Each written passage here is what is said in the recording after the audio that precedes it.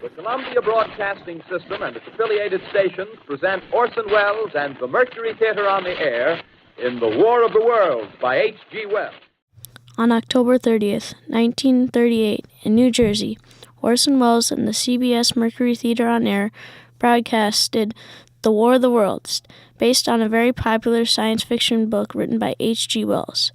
It was converted into a radio drama as a holiday prank for Hallows' Eve. They may have been within their rights to free speech, but they did not uphold their responsibility to be stewards of the airwaves. In the 1930s, 98% of Americans had a radio in their household. People regularly listened to President Franklin Roosevelt's fireside chats during this time. At this time, the radio was the biggest provider of news and entertainment. The show started as a regular Sunday evening program came on to CBS Radio. The War of the Worlds began with a carefully placed announcement that it was a play. There were also 3 other notifications during the program. Another, more popular program, The Charlie McCarthy Show, was playing at the same time on NBC Radio. Therefore, once the musical interlude to The Charlie McCarthy Show started, people turned their dials to land on Mercury Theater on Air on the CBS radio station and missed the announcement that it was a play. At first, listeners just heard some pleasant music, which was then interrupted by a newsflash from a professor from Princeton. He was reporting disturbances on Mars. The program went on reporting attacks of giant war machines from Mars, causing fear all over the country. The people who turned in late from different stations didn't know that it was just a play. Orson Welles introduced and was the main character for the CBS radio broadcast of War of the Worlds. The radio broadcast caused panic and may have indirectly led to the deaths of anywhere from between 6 to 20 people, an effect which is still being discussed today. Even though Orson Welles had the right to free speech, he didn't take on the responsibility to use this right wisely.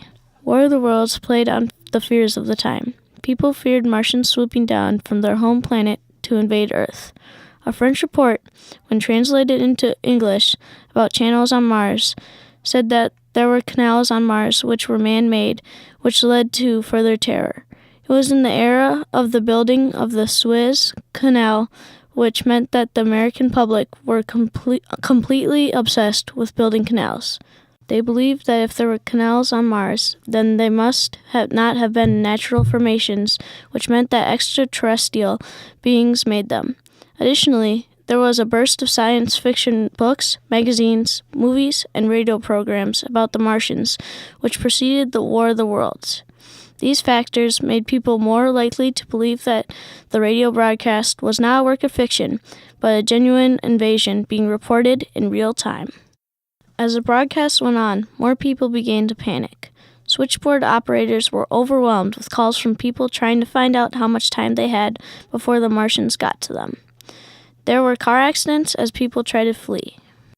In one case, a man came home to find his wife in the bathtub with a vial of poison, screaming that she'd rather go out that way rather than to be left to the Martians.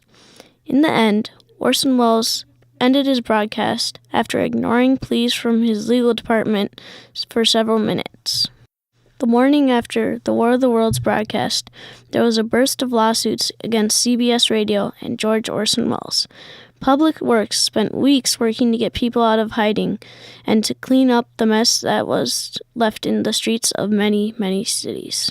In one case, it took a whole week for some people to leave the Black Hills in South Dakota, where they had fled to protect themselves. Countless car crashes and devastating train wrecks were among the carnage resulting from people's reaction. Hey, keep those men back! Keep back there! Keep those idiots back!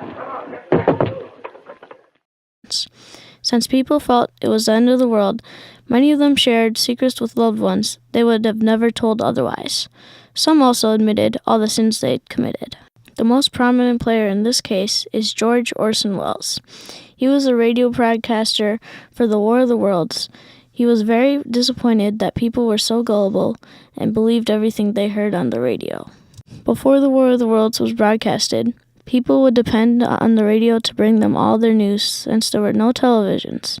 Until the news was printed in the newspapers, radio was the most reliable source to get news fast. Even though in our modern day nobody would believe it, we can see how people might have been so trusting towards the radio as the main source of breaking information. Since discovering the truth behind the War of the Worlds, people tried to take responsibility for the truth themselves.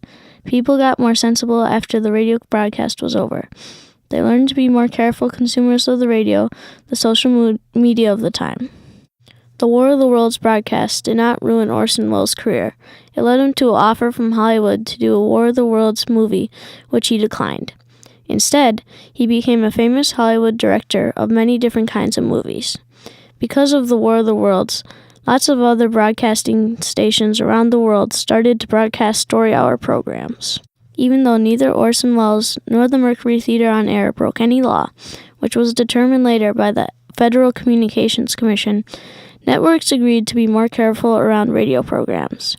In fact, in the FCC's annual report printed in 1939, it states that broadcasters were mandated to use radio for the public interest. It states, "This definitely stamps radio with a peculiarly high obligation to put public service ahead of all other considerations." Orson Welles had put entertainment as his first priority, and it resulted in confusion, chaos, and in some places catastrophe. After War of the Worlds, broadcasters made a gentleman's agreement to take the responsibility to be stewards of the public good while using public airwaves. Even though radio broadcasters had a right to free speech, they now realized that this right needed to be coupled with a responsibility to their audience. This is Orson Welles, ladies and gentlemen, out of character, to assure you that the War of the Worlds has no further significance than as the holiday offering it was intended to be. The Mercury Theater's own radio version of dressing up in a sheet and jumping out of a bush and saying boo.